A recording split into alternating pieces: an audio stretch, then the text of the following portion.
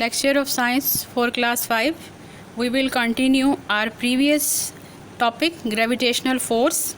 Gravitational, you study about this, that the force with which Earth attracts everybody towards itself is called the gravitational force. Gravitational force depend करती है object के मास पे और उसके distance पे, यानी मास अगर ज़्यादा होगा तो ग्रेविटेशनल फोर्स भी ग्रेटर होगी, मास अगर डिस्टेंस ज़्यादा होगा तो ग्रेविटेशनल फोर्स कम होगी.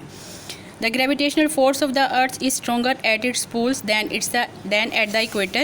यानी अर्थ के इक्वेटर पे ग्रेविटेशनल फोर्स कम होती है लेकिन उसके पोल्स पे ग्रेविटेशनल फोर्स ज़्यादा होती है. अब आप देखेंगे कि ग्रेविटेशनल फोर्स हमारी यूनिवर्स में या हमारी रूटीन लाइफ में अप्लाई कहाँ पे होती है. Gravitational force between small object is too small to be noticed. यानी जो डिफरेंट छोटी ऑब्जेक्ट के दरमियान ग्रेविटेशनल फोर्स होती है वो इतनी छोटी होती है कि आप उसका नोटिस नहीं ले सकते.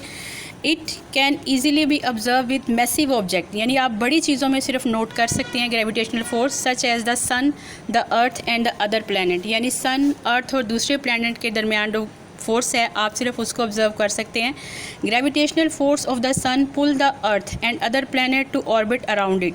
यानी सन के गिर्द जो हमारी अर्थ और दूसरे प्लैनेट मूव करते हैं तो सन उन प्लैनेट्स को अपनी तरफ खींचता है. It is the gravitational force of the earth that, और जो अर्थ की ग्रेविटेशनल फोर्स है इसकी वजह से hold us on the surface of the earth and stop us floating away into the space. यानी हम ज़मीन पे खड़े रहते हैं और हम स्पेस में फ्लोट नहीं करते.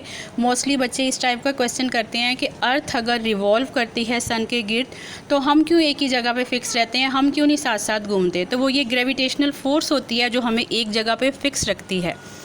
Number 2, keeps the moon revolving around the earth. आपको पता है मून हमारी अर्थ के गिर्द रिवॉल्व करता है, अर्थ अपनी ग्रेविटेशनल फोर्स से मून को पुल करता है. Make rain fall on the earth. आसमान से बारिश नीचे की तरफ होती है.